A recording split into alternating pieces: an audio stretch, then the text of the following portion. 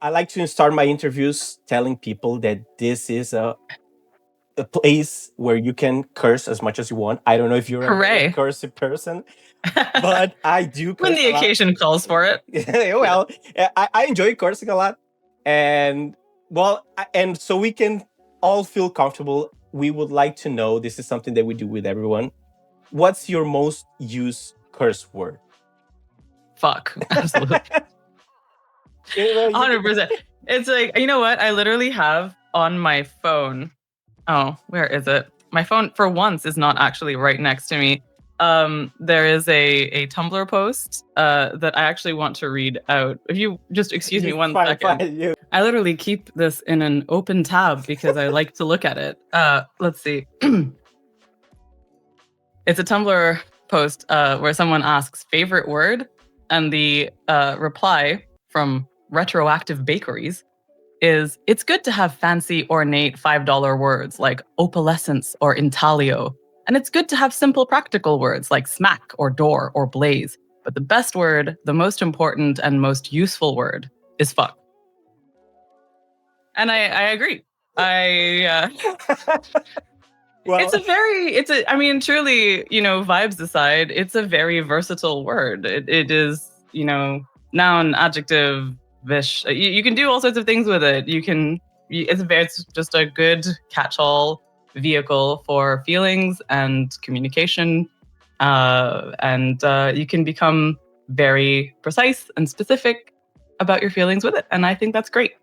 And well, actually, in Portuguese, the more accurate translation will be foda. And foda and fudido and all the conjugations, I like them because you can use it like in a bunch of situations. Like foda can mean something really bad or something really good.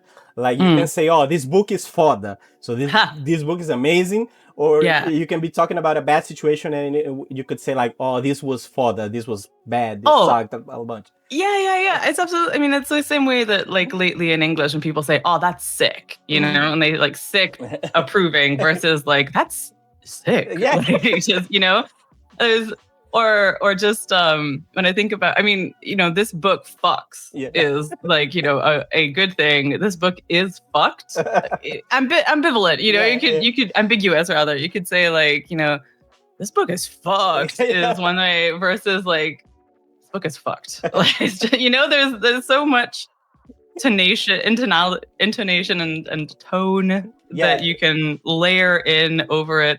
But it's a very good overall mouthfeel experience. Yes, and the context matter in which you're using. Absolutely. So actually, one other thing I'll say about cussing is that I was born in Ottawa, but I grew up in Quebec. And I don't know if you know this about Quebec, but Quebec has French. It's French. I grew up going to French high school and stuff, but curse words in Quebec are very distinct from curse words in other French-speaking countries because they are all to do with iconography of the Catholic Church in a way that is not, like, has not gone to other places. So, like, words like host, like hostie, or sacrament, like sacrament, or this one is actually, I couldn't, like, chalice is calice. And they're, all of these are curse words. Like people say, sacrament, calice, etc. And I like, these aren't, I never really, when I first started going to, let's see, where do I start this? We lived in Lebanon when I was little and we came back from there. I started like 4th grade in the little town where I grew up in Quebec.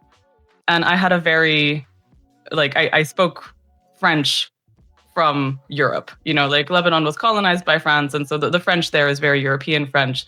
And I was very unfamiliar with not only the words, like the curse words themselves, but the way they sound in Quebec French is often not the way they look written. So like, hostie is written Hostie, but it's pronounced esti is the way that people kind of say it all the time. So, and I just didn't know what these words were or what they meant. I just knew that like when something frustrating happened, people would say them. So like on the playground, people would say, oh, Esta or whatever. So I was in a classroom and I like broke the lead of my pencil and I said, oh, Esta, like, thinking like that was like, gosh darn or something. And the teacher ordered me out of the classroom. Like, I was furious and I could not understand what I'd done wrong. But and I still like anyways, it would genuinely be like years before I understood the literal meaning of the word and like the layers going on there. But anyway, also say that I feel very tenderly towards the religiously inflected curse words of Quebec. Well, and I think it's very interesting because, your book, The River Has Roots, that's actually something I really want to talk to you about. Words, they are very, they carry some meaning. And Yes. I think that you enjoy very much words as a concept. And we're going to talk about that. But first of all, I really, I need to congratulate you because the book is pretty much amazing. I really loved it. Thank you. That's so kind. I read it in English. I really hope that it gets published in Brazil because now we have your only book publisher is this one over here. That's right. But I'm really hoping that The River Has Roots gets here. And I actually need to congratulate you for two things. First of all, because it's amazing. And second, because you did something that I think that more people need to do. We live in a time right now where men mostly, when they don't feel like some type of art is produced to their taste, they tend to try to eliminate it and make it not be published or not be available to anyone. And you did something different. You took a murder ballad and you had some things in it that you didn't quite enjoy. And you made a version of it that was more similar to your taste. And I think that's something that more people should do. And so we can start talking about the book. I would like to know first, well, if you can tell a brief synopsis of the book and how was that process of finding something that you liked and disliked and tailor something that was more in tune to you. Thank you. First of all, you're so kind. Thank you so much for these kind words. So the book is about sisters primarily. It's about two sisters, Esther and Isabel, who love each other very much and who have this kind of like important role that they play, where they live on a willow farm, basically, that is between the edges of fairyland and this mundane town called Thistleford. And there are two willows called the Professors. They're these gigantic willows. And it's the job of the Hawthorne family to sing to the willows. They don't know why exactly. It's just a kind of like responsibility that has been passed down through generations. There's only like one song that they have to sing to them at a regular interval, but it's understood that like the more you sing to them, generally speaking, the better it is. So they do this, but also the lands that they are on are very important for various reasons. And so Esther is the eldest, and she's being courted by this odious man named Samuel Pollard, who is interested in marrying her for her land, basically. But Esther, besides not liking him, has her affections engaged elsewhere. There's a fairyland in the book is called Arcadia. So there's an Arcadian who she is in love with, named Rin. And so the question of like romance choices influencing stuff is a little bit part of it. And it's a very short book, so I won't say more than that because the rest is spoilers. But it is based on, it's inspired by, and it's a retelling of a ballad, like a kind of folk song called, the ballad is with folk songs, there's like a type of the song, and then there are lots of different versions of it. So the type is called the cruel sister. And there's a whole genre of songs in which there are two sisters, an older one and a younger one, and the older one is jealous of the younger one, and usually because of a man. Usually a man is courting both of them, but for some reason is not the villain of the story.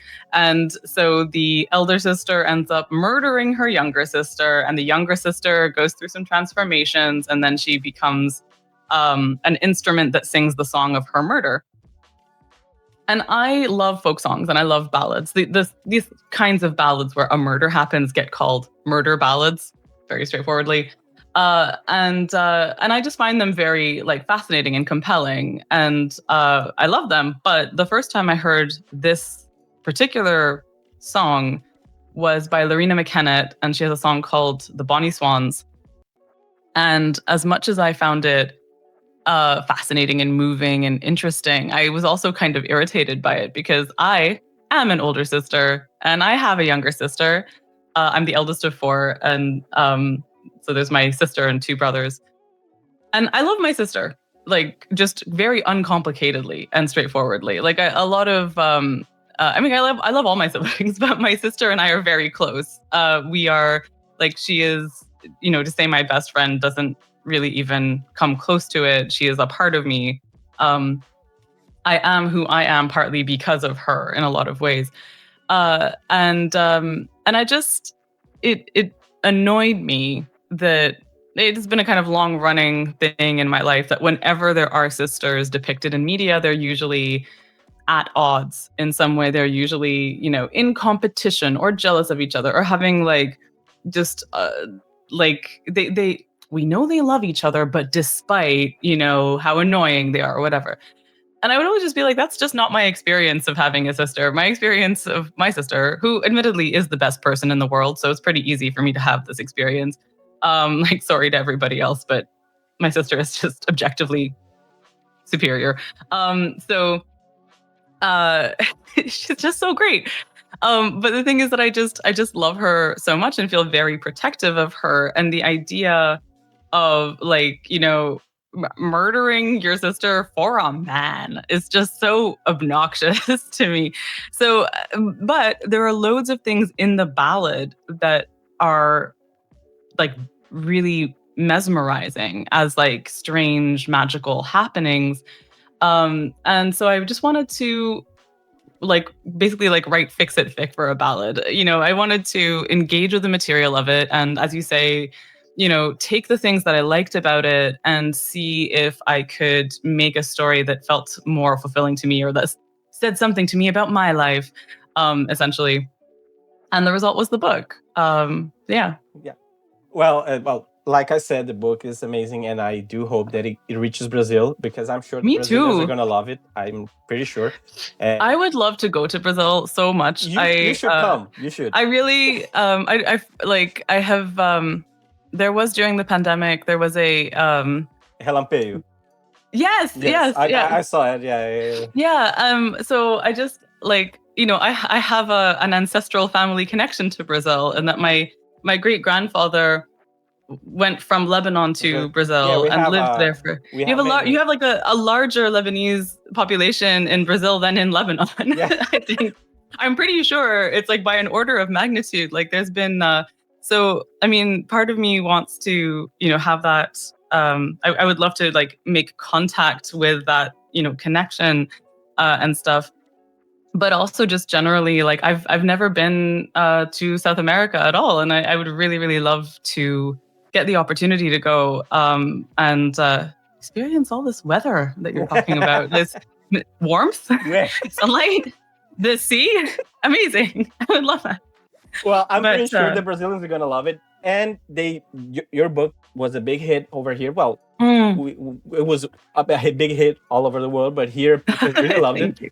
And I remember when I was posting pictures of me reading it, and I remember vividly because I was traveling while I was reading it and I was posting it, and a bunch of people like, well, social media is weird because you can tell when people are enjoying it because you get a lot of traction on your post, and a lot of people were talking to me about, oh, I really loved it. So it was like, and I was right at the beginning, so it was new to me having a lot of people talking to me about the book. So I know that people really loved it, and I'm sure they're gonna love having you here too. I hope so. Inshallah, as we say. But well, you were talking about your sister, and I was while I was preparing for this interview, I saw a bunch of your interviews, and every time you talk about your sister, it brings a lot of warmth to my heart because I am the third of 4 brothers. Oh, and we're all 4 men, and to me it was funny because I love my brothers so much, and they are my family history is kind of complicated, but my brothers, they're the constant. That's one thing that was always there, and we're very close. And I remember when I found out that I remember the moment where I found out that there were brothers or siblings that didn't get along, and to me that was so weird because I grew up doing everything with my brothers, everything, and I know that I can count on them. I told you before we started recording about my disease and stuff like that, and I am lucky to have my fiance that support me. But my brothers were essential.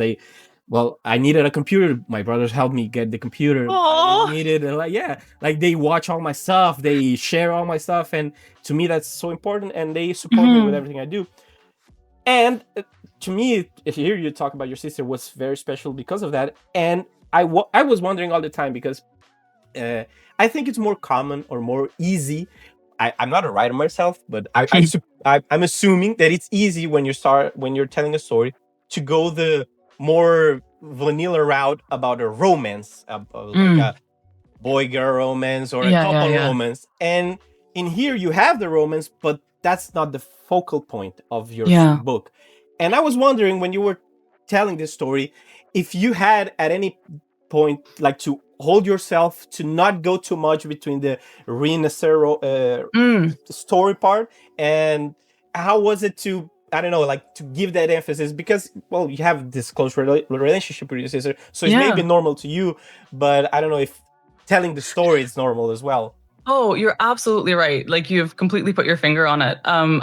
There was a point where I really had to resist it, and that point was during revision because when I first wrote the story, the story had kind of a complex trajectory in that I wrote it in the first place because I'd been commissioned to write an audio first story. So like Audible had reached out and they wanted me to write an audio only thing. And because it was audio only, I thought, well, I have had this thing that has been like, percolating in my brain for years about a ballad. Maybe retelling a ballad for an audio format would be a cool thing to do. So why don't I do that? So, the process is you write them an outline, they approve the outline, you start writing the thing. They have very strict word count limitations that they want because they want the reading and the production of the story to be a certain length. So I did all of that. I wrote the story, and the story was a novelette at that point. It was about 13,000 words, and I sent it in. We got through copy edits, and then interest rates went up, and so there, like everything in tech, kind of dissolved for a hot minute. And so Audible said, "We're so sorry. We can't afford to produce your audiobook. So we can't afford to produce your story. We're going to pay you for it because but we can't produce it. So we're just going to pay you for it, revert the rights back to you, and then you can do what you want." Which, if you're going to get a project canceled, it's kind of like the best possible way for that to happen. So they treated me very well. I genuinely cannot complain about this, especially considering what happened next, which was that my agent sent the story as it was to Ali Fisher at Tor, whom I'd been wanting to work with for a while. And And Ali came back with, but what if this were a 4-book deal? And so like my thought was genuinely that we were just going to send this story that I would have to turn into a novelette, essentially. Because the thing with the audio was with the initial premise of an audio only thing is that it's audio only for a certain amount of time. And then if you want to do a print version, you can. So I'd always had at the back of my head, there are things I want to expand in the print version, because I did a lot of world building for a very short story, and none of the world building was really on the page. So I was like, I'll be excited to do that at some point in the distant future. And then that point was immediately. And so I thought that I would send the story to Ali. Ali would say, sure, we'll publish a novella by you, and then it turned into this much bigger thing, which was very unexpected and nice, especially because I had literally just been laid off from my job. So anyway, 2023 was a year of miracles. This was like literally like 3 weeks before Big Listiculous, I think. So it was also, all of this stuff was happening. Like I got laid off partly because of the tech thing. I had been working in games for exactly 6 months and everything like, there is just, anyway, that's a massive digression. All to say, I had to do this substantial revision. I had to add, 8,000 words to the story as I had it. And I kept saying to my editor that I feel like I've knitted a scarf, but I have to turn the scarf into a sweater. But all I know how to do is knit more scarf, and it was a very interesting problem for me. The longest thing that I had written up to this point was half of Time War. So I had to kind of figure out what it meant to revise the story like this. And it wasn't really about adding more length. It was about adding depth and dimension to it.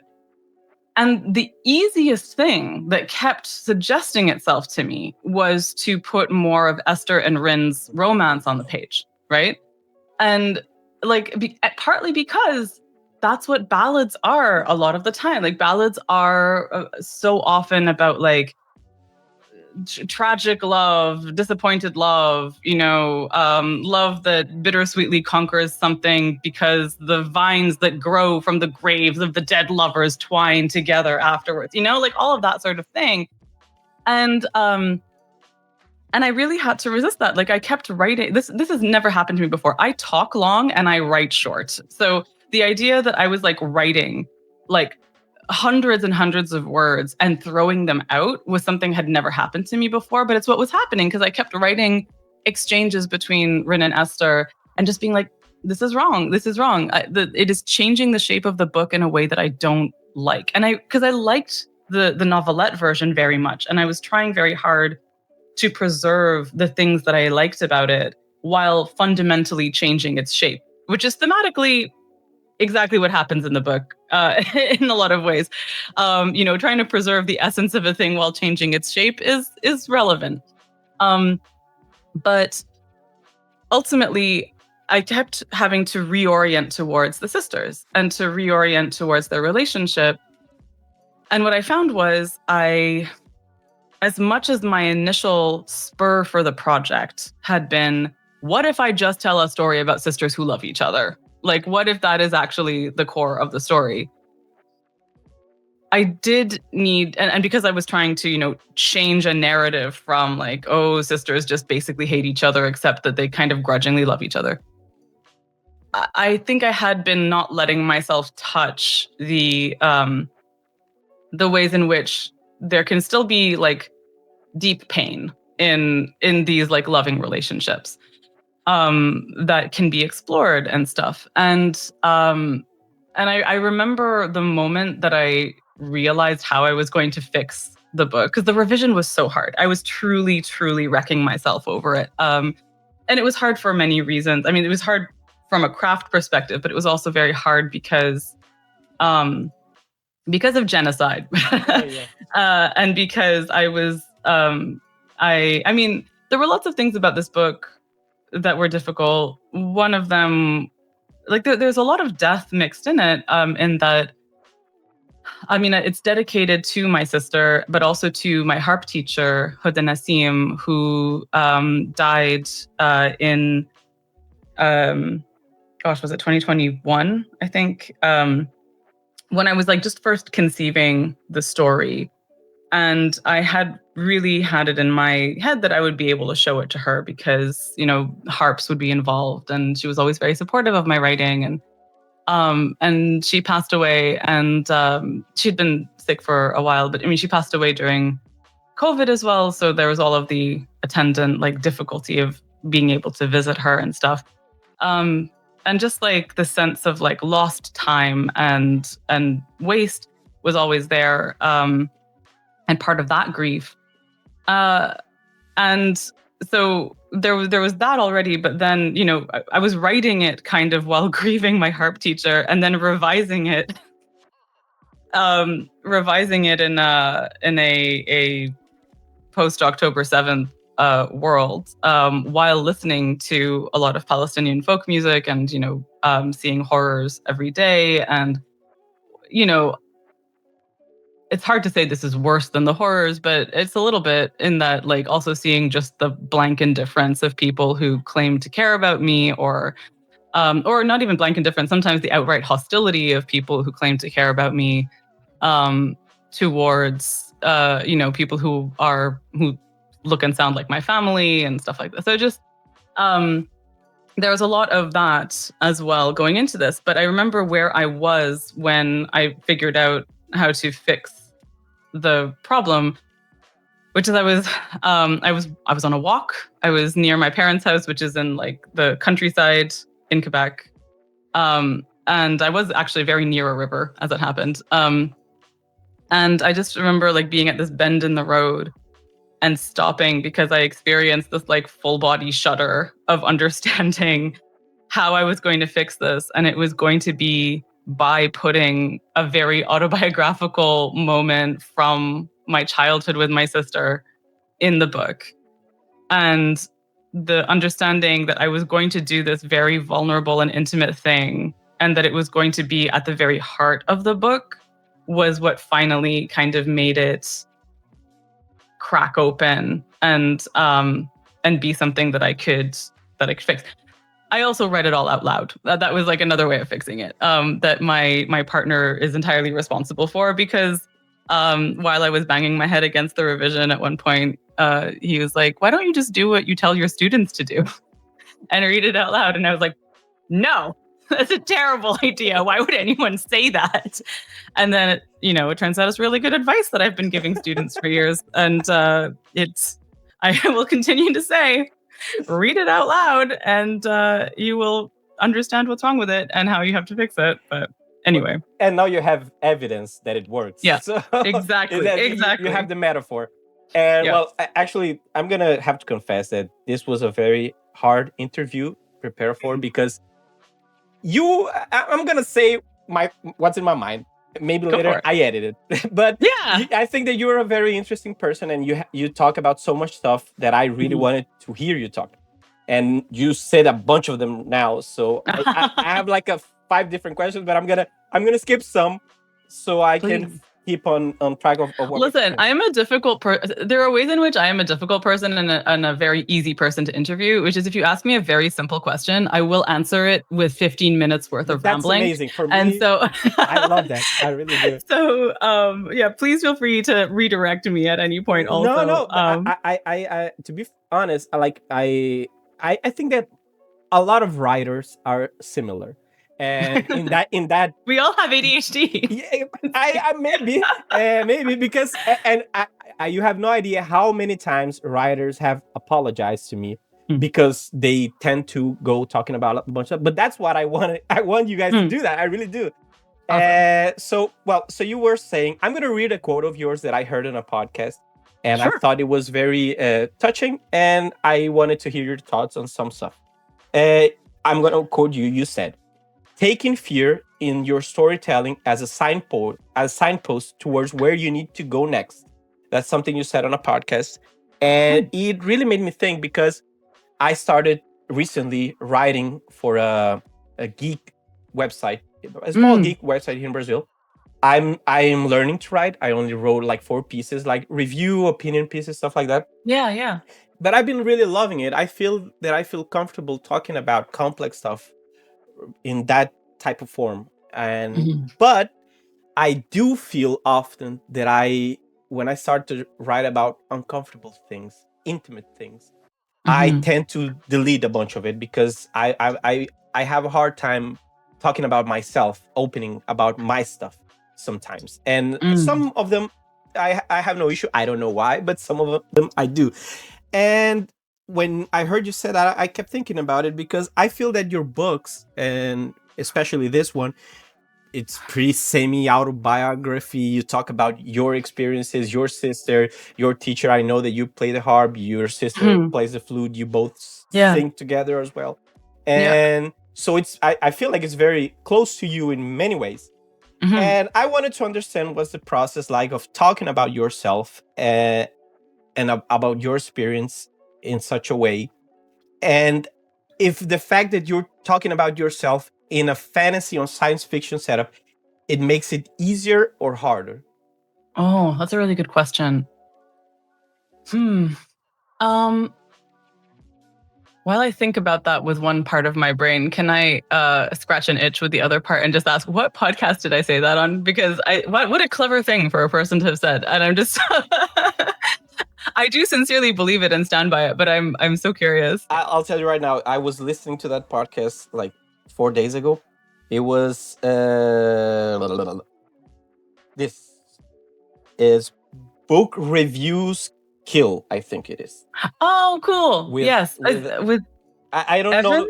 I don't know the name of the guy, but he said it like a bunch of times. But yeah, Evan Lakeham. I'm actually literally reading his book right now. Yeah, I know he's a writer too. Yeah. He wrote a book called Angie Kills a King, and I met him. We did the podcast after we'd met in person at. Gosh, where did we meet? Was it San Diego Comic-Con? I think. Yeah, maybe. Anyways, we met at a con at like a tour function and hit it off, and it was really nice. And so we have kept in touch, and that's very cool. Okay, I'm so glad to hear that. Thank you. I was just like, when did I say that? So anyway, what a good question. There is a quality that fiction has that I where am I starting the thought? There's a thing that I have said in a few places, which is that all fiction is fantasy first, and everything else is a subgenre of fantasy, including domestic realism and, other things. And I have a rationale for why I say that. But without belaboring it, there is a capacity that fantasy has to make us experience a deeper truth than simply relating it straightforwardly can do. And I always compare this when I'm talking about fantasy and what fantasy does to poetry, where there's this quote of T.S. Eliot's that I always deliberately misquote because I like my misquote better. Speaking of taking things and changing them into what you want, but basically, like I'll say the actual quote because I can't stop being an academic, and so I want to both cite the source and also share the thing that I think is an improvement on it. Let's see, where was it? It was here we go. Just find this. I swear Gmail search has become worse over time. Here we go. All right. So what T.S. Eliot says is, this is from the Metaphysical Poets, I think. The poet must become more and more comprehensive, more elusive, more indirect in order to force, to dislocate, if necessary, language into his meaning. And what I say instead, as I'm remembering this, what I've taken from this, is that poetry breaks or dislocates, if necessary, language into its meaning.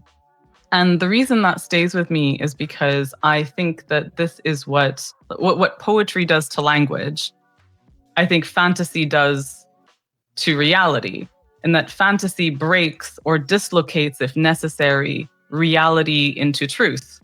So I think that what we can do with fantasy is take things that really happened to us, things that we really experienced, things that, feelings that were produced by specific moments and contexts, and hold them up to our own scrutiny, and then build something out of what we see there that can resonate much more profoundly than like the initial thing and the circumstance that produced it. And you can use a lot of metaphor for this. You can say it's a flame and you're putting a multicolored lantern on top of it, and so I don't know. There are lots of ways, but for me, the autobiographical moment in question in The River Has Roots is that when my sister and I were little, we were in Lebanon. We were visiting family or friends in this little village called Kvermishki.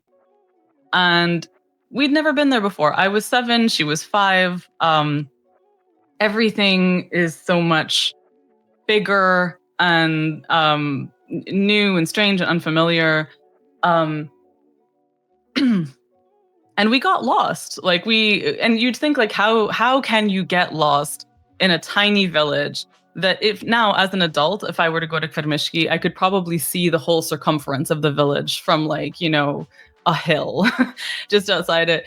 And yet, my sister and I had been playing, in a yard while my mom was talking to adults. And we chased a chicken. There was a chicken in the yard. Everyone has chickens. And we wanted to play with the chicken. So we followed the chicken. And we followed it far enough that everything around us became unfamiliar. And we couldn't find our way back to where we had been. And this was a new place. We'd never been there before. And all I could feel was my distance from the familiar, from my mom, from everything. And also the enormous responsibility of needing to look after my little sister. And it was enormous and terrifying. And my sister, we were just walking and just getting more and more lost. And I remember we just got to a place where there were no houses nearby, but also we didn't know anyone. And so the idea of approaching a stranger was also very fraught. And my sister started crying, and she asked if we were lost. And I said, maybe, I think. And then she asked if wolves were going to eat us. And I said, I don't think there are wolves in Lebanon, but I did not know for sure. And so there was, and we just kind of kept walking and crying together until we came to, there was a little old woman. And I say little because I was 7. I was not big, but she was only a tiny bit taller than me in my memory. And she was very wrinkled, and she was she just looked like a Miyazaki, drawing of an old woman, and she was very brusque, and she was like, "Why are you crying?" and I was like, "We're lost." And she was like, "Well, who are you staying with?" And I said, "Ayub." The entire village was named Ayub. Everyone had that surname. But she clearly also knows everyone in the village, and presumably knows that the people who are receiving visitors and stuff. And she was like, "It's just over there." And we had basically just walked a circle around the village without realizing it. And when we got back to the house and like ran into my mom's arms and stuff, because I'd been so afraid that my mom would be like heartbroken and stuff. And she hadn't even noticed we were gone. And that experience has been so, whenever I think about it, it's so visceral, like it's so vivid, how I recall it. And the thing about it that stands out to me is like, I can tell the story as I told it to you, but the actual experience I was having was of, I transgressed a boundary of something, like I went too far from home, and I found myself in a place that was strange and had the potential to be very threatening. And I had to be responsible for someone smaller than me while I didn't know how to take care of myself. And I was so afraid. And like the experience of that fear and that, like, in the way that you experience it as a child, where like your capacity is so much smaller, you know, and your feelings are so big and they're so always kind of just bigger than the container for them and stuff. And I feel like, you know, communicating that by having two sisters fall into fairy and not know what the rules are of this strange new place or what it could do to them and how to escape it without help, feels like, you know, as true a representation of that as anything else. And anyway, so in terms of, this is a very long way of answering a very short and good question, but I think that in terms of like, is it easier than doing it without recourse to fantasy, like of just representing vulnerable or intimate things?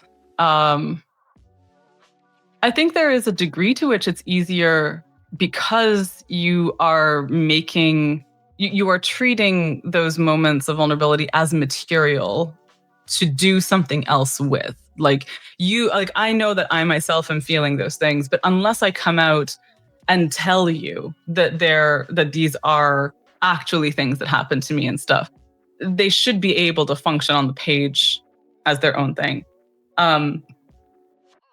But I recently, like literally like, you know, last week, had an essay go up that was about the loss of a friendship to Zionism, essentially.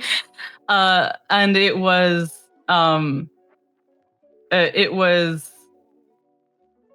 can I, it's weird. I want to say it was much harder, but it also happened very quickly. Like it was and the thing is that even when we're doing nonfiction, right? I feel like the best nonfiction is still using the tools of fiction a lot of the time to, you know, get at the truth of something, get at the feeling of something, convey the feeling of something.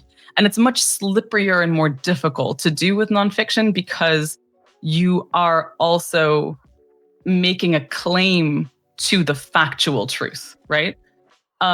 You're making a claim to a factual truth while also using tools, the purpose of which is to distort and, you know, emphasize and transform something into something that is ostensibly more true. But I think that can be in a very difficult tension with factual truth. And so that I think is more difficult. To me, it's more difficult. I find writing nonfiction extraordinarily difficult, and the people who do it successfully are people who I admire immensely and kind of just want to like study intensely, because I think that kind of trying to tell two different categories of truth without them harming each other, without them doing violence to each other, without lying, essentially, is something that I find very tricky. And I feel like an enormous responsibility to truth. Like I was there's a creative retreat that I talk about a lot because I love it, called the Wayward Retreat. I've had the good fortune to be there a couple of times.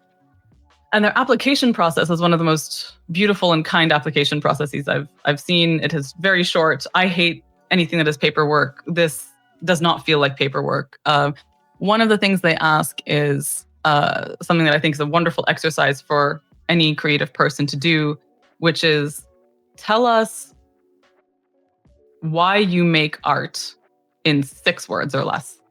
And it's a wonderful little exercise, if you want to kind of really think about that and distill it down. And what I found myself coming up with very quickly was, I'm going to see if I can get this on my fingers, say true things and surprise myself. And the thing that was important to me there was, I want to say true things. I want to say things that I believe are true, but I also want to surprise myself by not taking for granted the things that I think are true and always subjecting them to a certain degree of scrutiny that allows me to be surprised by a new layer or a new insight or a new angle from which to look at something. And I feel like that is just very intimately connected to how I write, how I think of fiction and stuff. So yeah, I hope an answer to your question is somewhere in there. Actually, first of all, I wanted to thank you for telling us the story about you and your sister, because, and actually, I have no clue what I'm talking about because I don't know shit about writing, but I actually came up with a word from the perspective of a reader, because I think that maybe using fantasy or all types of fantasy, it may be more accurate towards the feelings. And I'm gonna tell that's what I felt when you were telling the story, because when you were telling the story just now, I felt it kind of funny, but I'm sure that it wasn't funny to you at the time. No, exactly. And telling a difficult story with recourse to humor is exactly. Yeah. But in the book, it wasn't funny. In the book, when I read the parallels to the story, I felt tension. I felt when you were saying the need of Esther to protect the Isabel, and it felt, now comparing both stories, it felt that the one in the book was more accurate to your experience than when you were telling me what actually happened. So it's funny. Absolutely. I'm going to think about that a lot. It was, well, thank you. It made me think. I'm going to stay in my head for a long time now. I want to link you to a really beautiful article by Rachel Hartman that I think about every now and then, called "Emotional Maps for Mythologizing Your Experience," that she published February 28th, 2018 on Reactor. And it opens with a question like, what is fantasy for? And it's a really beautiful thing. I'm just going to drop the link in here. I don't think perhaps it is relevant to show notes. If I can remember how to open the chat. Here it is. There it is. Okay. I'm so used to Zoom instead of Google Meets. And so we're just kind of figuring out where everything is in the other places. But yeah, so it's anyway, it's a essay I highly recommend. I recommend Rachel Hartman's books enormously, especially Serafina and Tess of the Road. She's written 2 duologies set in the same world, and in fact they are about sisters in the sense that the first 2 are about Serafina, the next 2 are about Serafina's younger half sister, and they do not have, they you don't see them in contact with each other very much. You just see the kind of impact that Serafina has had on Tess in ways that are very difficult and very, very moving. But anyway, it's I just highly recommend them. So I'm gonna read. I'm gonna put in the show notes as well. Thank you. And still talking about the book, something that I really loved about it was the relationship that you put between magic, words, communication, and transformation. And actually, it reminded me a lot of I don't know if maybe it's a poor comparison. I don't think it is, but maybe I don't know. But I thought a lot about Ursula K. Le Guin and The Wizard of Earthsea. Yeah. She has that relationship between magic and words and the meaning of words and stuff. And I actually think a lot about her speech. I don't remember which award she was getting, but the National Book Award, I think. yeah, it's a lovely speech, and it made me think more, especially nowadays when we have such a dispute toward the meaning of words. We have, for example, in media, people using words like war when they should be using genocide. They categorizing people as terrorists when they are just protesters, or using words like sentences like "were killed" instead of "were murdered." And how those words they change the way that we see stuff. And I was wondering, what, in your opinion, how do you see the relationship between the discourse and transformation of the word? Mm-hmm. Oh, absolutely. Oh, this is such a good question.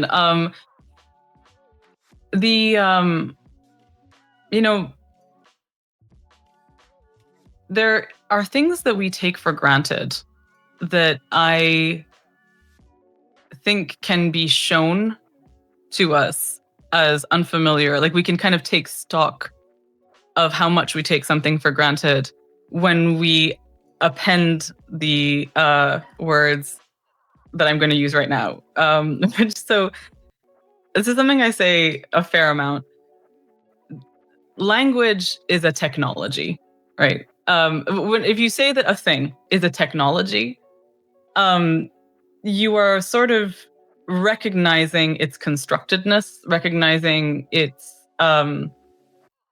that the use to which it is put is something that has a degree of intention and energy behind it. That it's also, ostensibly something that is solving a problem, but that will generate others, right? That's what every technology does.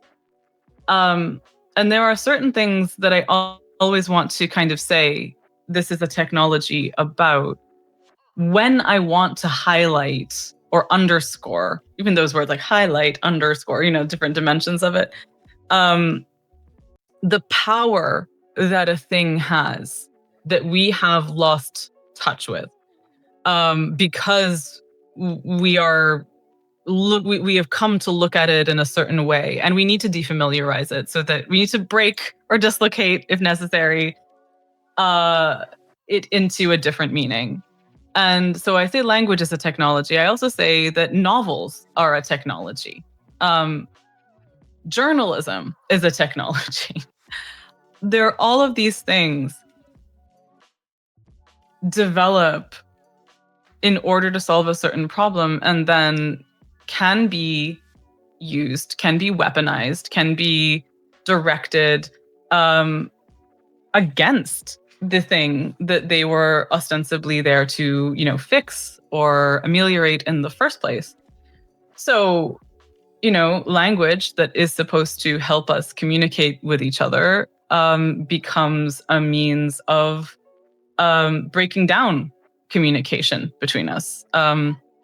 Something that should be opening doors between people becomes a means of throwing up walls instead. Books, which, I think at their best open new worlds to us, new ways of experiencing things, of, whether it's wonder or horror or thought or philosophy or any of those things. And instead, they can also be comforting, but they can also be a kind of like cotton wool that you wrap yourself in order to just blanket yourself in your own opinions and not like encounter the world. So I just think that when it comes to words and how we use them, the other thing touching on this, of course, is that like when I started university in September of 2001. And 9/11 happened on my, I think, second day in university.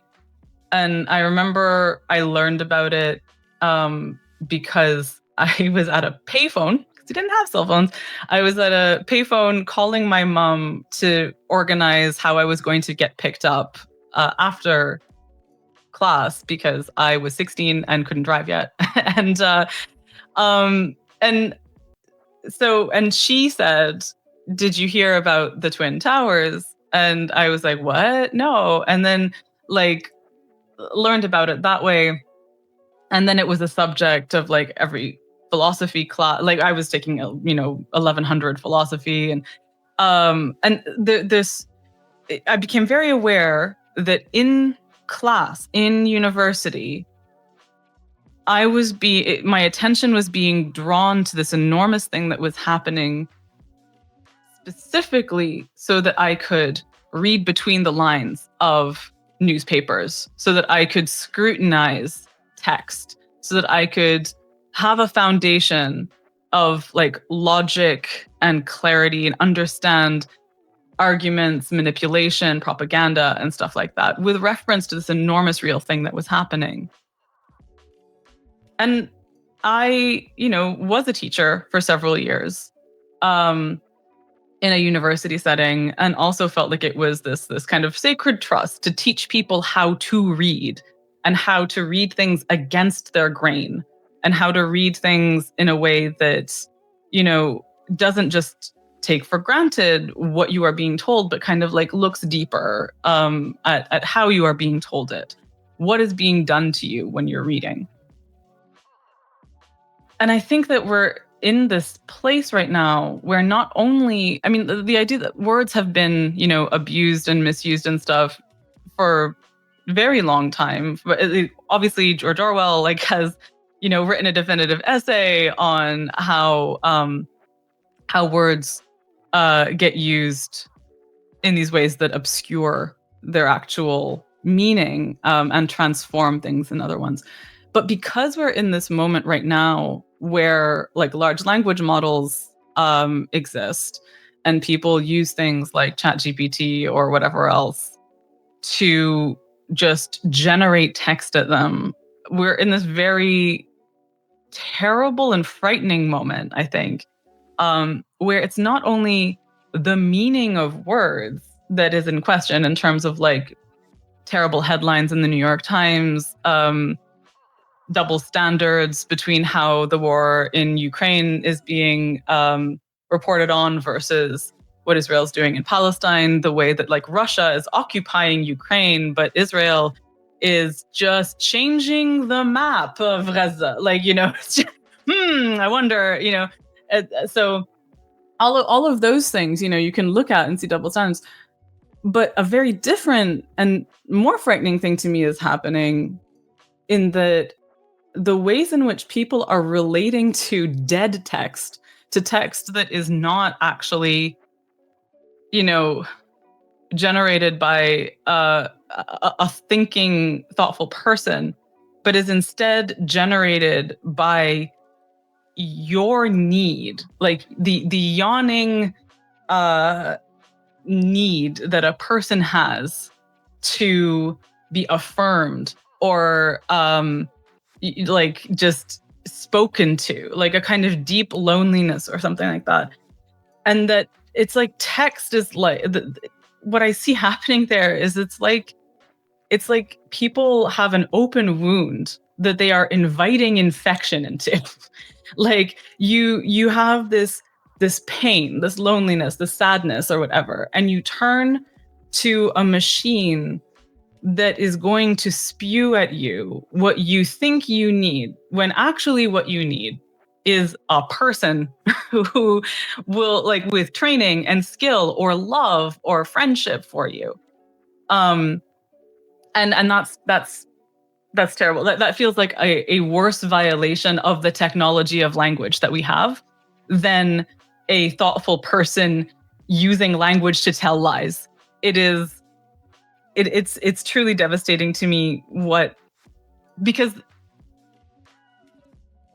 it's a strange thing of like just layers of lie, right? Like the idea that like a malicious person is committing propaganda for whatever gain is an evil I am used to and I understand. The violence that is being done to our minds, like our ability to think and our ability to communicate with each other via LLMs and deepfakes, and the fact that it's theft in the first place in order to do this violence to people is just a compounding of different evils into this horrible mess of like it's truly like the technology, the kind of statistical weighting of words that is the way that LLMs like function in the first place. It's like if that were being done to evil and that like you're just getting this horrible mass of all of these different ways of being bad spewed out at you, and people just use it. So anyway, it's the thing that troubles me. So but you're absolutely right to see a connection between what I have in the book as magic, as grammar as magic. It's in the book less even about vocabulary than it is about the ways in which we use language, the patterns of it, the hierarchies of it. The fact that some Englishes are seen as more worthy than other Englishes, or more valuable or more associated, more aligned with power ultimately. And that's the difference between a grammarian and a witch, essentially, in the book. But yeah, I wanted to. Well, one thing stands out to me in your writing. It's I find it interesting how you in your work you have so many sentences that just pop, that just touch me, and I don't know about, just for as an example, I've never highlighted a book as much as I did The River Has Roots. Like every other page, I find a sentence that is like so moving, and I was wondering first, like, this is the thing. When I write stuff, like I told you, I've been writing. In the moment that I'm writing, I feel so insecure. I feel so bad about what I'm doing. But sometimes later, after it's published and I go back to it, like I get surprised. Like, did I write this stuff? Like, it's kind of good. It's a like, wonderful feeling to have. Yeah. But at the moment that I'm writing them, I don't feel that at all. And I was wondering, do you know when you're writing that stuff that you're writing something that it's moving, or that you're writing something that it's deep? Because I don't know, like, you do some crazy stuff that like, like, to be honest, I posted so many pictures of the quotes of your book that I took because I love them so much, and some like in a more emotional, like happy way, and some in a not so happy, but the phrasing of it was so poetic that it touched me. So I was wondering, how do you know that you're doing that? Thank you so much. That's so moving and gratifying to hear. With this book in particular, I was very, very alive to the fact that I was writing a book about, grammar as magic. And that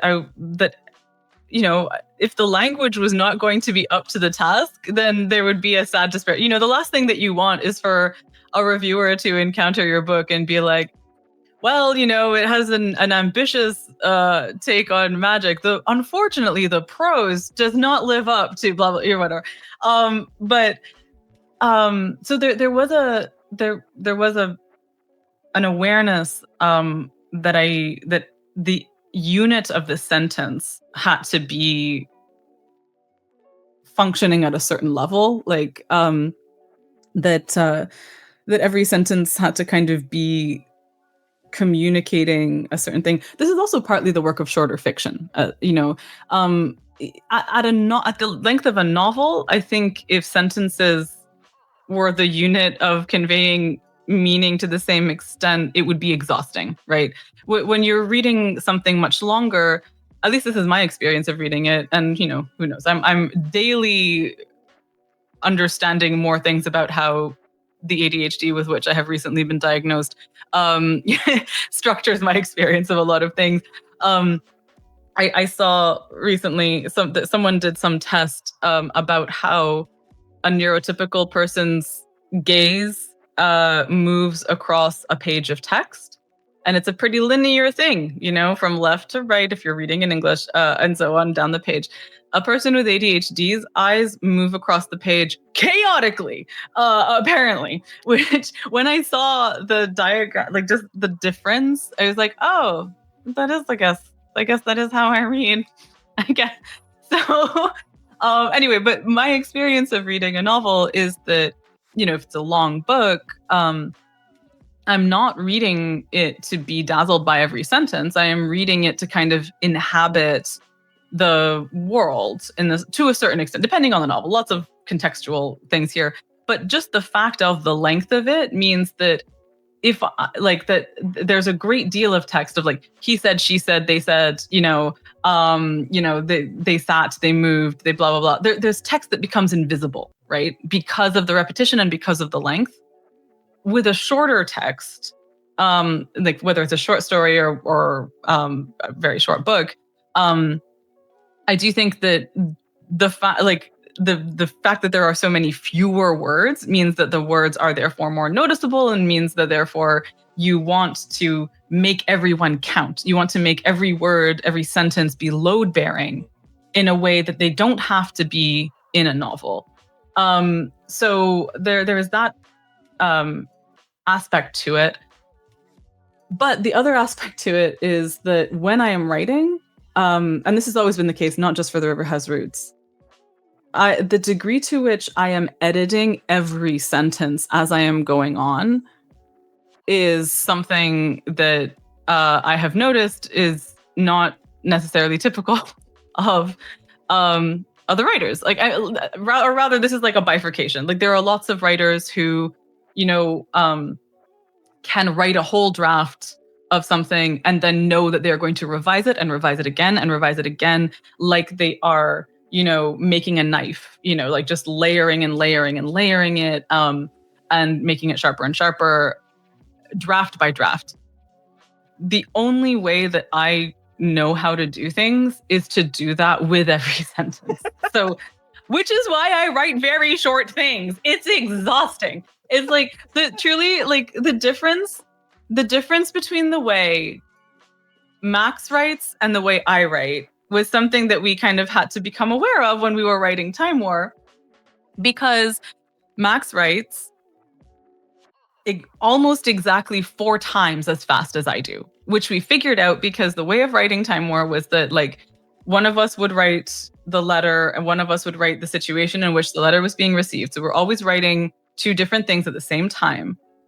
And the degree to which I would hear his keyboard going while I was like just very slowly composing my thing. And at the end of like, he would do all of that, finish before me, and then wait for me to finish the thing I was writing, which was a quarter of the length of his thing. Like, but the thing was that because we were writing together, that changed. Like by the kind of end of the first act of Time War, he slowed down and I sped up in such a way that we were finishing our sections at exactly the same time. And like, this was so much a part of the magic of that book, was the way that our methods and our prose was kind of blending. And I do think like he made it so that I could, like, I always think of it as like, I feel like the way that Max writes is like if you are on a beach looking at the expanse of like shore and sea and light and the feel of the body in it and stuff. And the way that I write is like if you pick up a shell and you are looking at it very closely and like watching so the fact that like, you know, I feel like his writing made me look up from the shell, and I feel like my writing made him look down at the sand, you know, like just to kind of bring those things together, which is part of why it was all such an extraordinary experience. But all of this is just to say that I often, like, I wish I've furiously wish that I could be the kind of writer who can just write a messy draft and let it sit and then return to it. And entirely possibly, as I write longer and longer things, I will simply have to learn how to do that because I will die otherwise.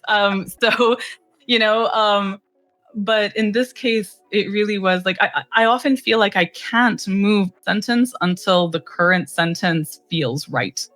And it's not always like that. Like sometimes it's not at the sentence level. Sometimes it's like, I will have a good flow for, 250 words. And then I'll stop. And then I will read over those 250 words. And then I will like polish them and make them a lot better and blah, blah, blah, and stuff like that. And then I'll try to move forward and have to stop and get up and go away and like return to it later. And then, after having read it from the beginning again, move on from there. So there's just a degree to which it is the way it is because of the way I wrote it, I guess is what I'm trying to say. But I will also say that reading it out loud does truly help with that. And it's the thing that I've always told students is that, and this works whether it's for creative writing or whether it's for an essay or whether it's for anything. When you read something out loud, you are forcing yourself to defamiliarize it. Like, because our brains are extraordinary supercomputers, when you are reading something that you have written, and this is also part of why it can be really difficult to not feel disappointed by your own writing, right? Is because your brain is bridging the gap between what's on the text and what's in your intention, right? So often you can't clearly see what you have put on the page until you have introduced some filter or some distance to make you experience it as a reader, as opposed to the person who wrote it. And when you read it out loud, the fact that you are processing that text through your body, through the instrument of your body, you are not only like making it into words that you are speaking, but you are hearing the words that you're speaking. Forces that distance there, forces you to experience it differently.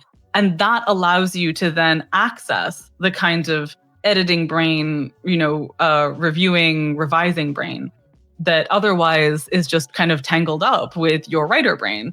And that distance can be achieved also by like letting something sit for a while. That's when people say like, "Oh, I've written a draft, but it's hot and I need to let it cool before I engage with it," right? In the same way that if you, let's say, made a soup and you want to blend the soup, I keep hitting my microphone, I'm sorry. You want to blend, because I'm a very hand talker person, which I'm sure, the medium of podcasting is very apparent by the fact that I'm punching my microphone as I'm making these hand blending gestures. But yeah, you make a soup, you can't just put your blender in it when it's hot, or you will spatter yourself and burn yourself and it will be bad. You need to let it cool a little bit and then you blend it and stuff, and then you don't suffer as much. But we're all of us hungry. So sometimes you just burn yourself because you want that soup. But that's the last metaphor. There we go. I got there. I really like soup, I should say, in case it wasn't clear. No, it's fine. Well, now that we're going to the end of the interview, I just wanted you to give us some tips or suggestions in something very specific. When I was talking to Kieran Gillen, he told me that you enjoy TTRPGs. Yes. And I looked... I can't believe Kieran talked about me. Yeah, he did. That's so sweet. I'll send you the link to the interview. Please, yeah. And he talked about you, specifically talking about TTRPGs. And he said you enjoyed it. And I looked it up. And while I was doing the interview, I really found out that you're a big nerd because you played. There's a campaign of you playing the Lord of the Rings Shire Adventures on YouTube. You talk about Disco Elysium, Steven Universe, a bunch of games. So you're just a big nerd. And 100%. We love that so much, and my audience is just a bunch of nerds. So I was wondering if you can recommend us, before you go, like some nerdy shit that you're into right now. Oh my gosh. Okay. Yes. 100%. Okay. Well, the first thing I maintain, birding is the nerdiest shit. All right. In the same way, this is one of those things. I gotta be this way. It's just the way I am. Sports are nerdy. so is bird watching. Like, you bring that passionate enthusiasm to something. Yes. What? Oh, those are cool. I'm seeing a toucan on a cup. I'm seeing what was the other one? A parakeet. I think it's we call it here calopsita. I don't know what's the name in English. I'm gonna look it up and send it to you later. Please, gosh, just the idea of how many birds I could see if I went to Brazil. So many birds I haven't seen. Anyway, so birds, very much, very nerdy. I will say the game version of birding, it's not of birding, but a wonderful bird game that I highly recommend is Wingspan.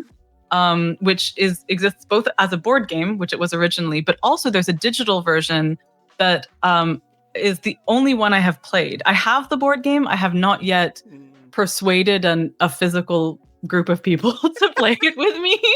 So, but the digital one, in addition to being something that you can play, across distance and stuff, has beautiful animations and extraordinary music. Like the soundtrack is so beautiful. And I absolutely have used it as a writing soundtrack sometimes because it's just all instrumental. I am currently obsessed with Silksong, the sequel to Hollow Knight, which I also deeply love. What other nerdy things? I haven't really talked about this very much. I'm going to be part of an actual play podcast that is launching at some point next year. We have recorded the first arc of it. And it is, I'm trying to remember just the actual name of the podcast that we have. The Library at World's End is the name of the podcast. It's just because we call it Law Pod. So I was like, it's not when it's going to be on the actual podcasting services. So the Library at World's End. Anyway, I think it's going to be pretty cool. But yeah, I think there's a kind of very, very bare, it hasn't been announced yet. And I don't know when this podcast is going up, but but it's going to be announced at some point soon. So everything's a soft launch. But there is a bare bones website where you can just drop your email to be signed up for notifications of stuff when it happens. So what other nerdery stuff? I know that I don't know if you see it as a nerdy thing, but I know that you've been lifting and you talked about it. So, and I think my gosh, I started lifting like a month ago, and I think it's pretty nerdy. 100%. And I've been enjoying it a lot. I'm so happy to hear that. I love when people get into lifting. Lifting, I first started getting into it in my 20s when I was miserably depressed in the UK while trying to do a PhD. And it helped so much. I fell away from it for a long time because of a combination of things, a shoulder impingement, lack of gym access, various things. But since 2023, when our patron saint Big Listiculus Wolfwood made a bunch of incredible things happen for Time War, I am now in a position where I can have a personal trainer, which is amazing because I have like a hypermobile lower back that causes me a lot of problems. Whenever I got to a point where any physical activity I was doing by myself, I would do for a few weeks and then something would go wrong in my body. And now I am working with someone who can stop that from happening by profoundly scrutinizing which muscle is working in what way during which activity. And as a consequence, I have been in much better health and in much less pain, which is really good. So I hugely recommend lifting for truly, truly everyone. You do not especially if you don't think of yourself as like a jock or a gym bro or anything like that. There are so many ways. I'm such an evangelist for lifting. There are so many ways in which specifically lifting weights, like lifting free weights, is the most accessible, weirdly, version of like exercise. in that, like, machines are usually calibrated to an idea of a typical male body. And if you are, if you are in a body that has a womb, you probably, have a lower center of gravity. You're probably not as tall. Those machines are not like calibrated to fit us comfortably. Free weights are something that any, like, there are the hacks and ways that you can use them, like, regardless of different categories of ability or disability that you have. They're so much more versatile. And also, if you do have a body with a womb in it, you are at much higher risk of like bone density loss and osteoporosis and stuff like that as you get older. And lifting weights is a very good way of increasing that bone density or helping you to maintain that. And it's just so good. And also, unlike something like running, which I have in the past loved, it is difficult for me to do for various body reasons. Running never feels like you're getting better at it, in my experience. Even when you are, it still sucks for like a long time. Lifting, you will start feeling gains in a week. Yes. In 1 week, if you are doing it like a couple of times a week, you'll be like, wow, I mysteriously feel stronger. My fiance, she complains because I started and I'm already stopping in front of the mirror and look at this muscle. This is new. Hell yeah. I didn't have this one before. Yes. So, and she was like laughing at me because I'm looking at the mirror. I didn't have this back muscle like a week ago, and it's amazing. Yes. You feel so excited because you found new stuff in your own body. It's cool. Absolutely. Even if you're not like seeing it yet, what I always think of is like when I was lifting for like a week, I went to push open a heavy door and the door was less heavy. It was like, the door's weight didn't change. I got stronger. And it's so good to feel that. Or if you're going, like, all the little real world things, you need to put your luggage in the overhead compartment on an airplane. It's so easy. You want to help someone else put their luggage up?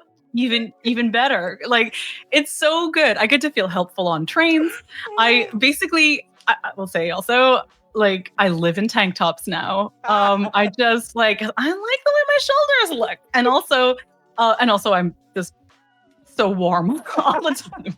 So there's a degree to which my shoulders are literally getting bigger. So my shirts that have sleeves just don't fit anymore. This shirt was looser. Like it was like a month ago. This was looser. Now I get my, and I'm not big. I'm not saying I'm big, but I've grown, and that makes me so happy.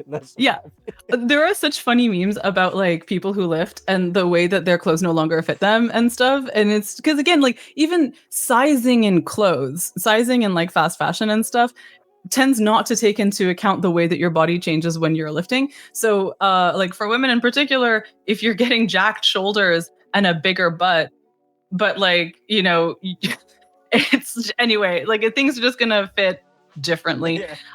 You are gonna find perhaps that you will want to cut all the sleeves off of your shirts, partly because of the vibe and partly just for that comfort and stuff. So getting into sewing, another nerdy thing, which I have not yet done. There are lots of like fiber art things that I am very aspirational towards. I really love embroidery. I genuinely did used to knit, but I only ever like learned 2 stitches, like I was not a good knitter, but I enjoyed the activity and I enjoy embroidery and I want to get better at it. And I would love to learn to just sew enough that I could do the cool visible mending stuff that like Mary Robinette Kowal does. And just have a little bit more agency when it comes to wanting to tailor my own clothes because of things like getting jacked shoulders. So that sort of thing. Well, first of all, I really need to thank you for agreeing for this interview. I just wanted to let you know that this means a lot to me, that have the opportunity to talk to you. I really enjoyed talking to people like you, not only because I admire you, but because I think that it's fun to talk to people like you, and I saw that in your podcast that you get excited about stuff, and that's cool. That's very cool. So thank you so much for agreeing for this interview. And if you can just send a message to your Brazilian fans and maybe promise them that you're gonna come visit in the future, that would be so good. I would love to so much. I have to say, in the language of my forefathers, inshallah, I would truly, truly, truly love that so much. I am so grateful to everyone in Brazil who has read and loved anything that I've written. I have the Brazilian edition of Time War, and it's so gorgeous and just like it is such a thrill to me whenever anyone tags me on Instagram or whatever with a post reading a book in a language that I don't like speak, but knowing that like my words are in there somewhere, is extraordinary. And so huge thank you to everyone in Brazil listening. And I really hope we get to actually meet in person sometime. I would love that. Well, thank you to everyone that stayed. So the end of the interview was, let me see, 1 hour and 25. Maybe in the editing will be 1 hour 15. It's a long interview. And thank you for your patience. Yeah. See you next time. Take care.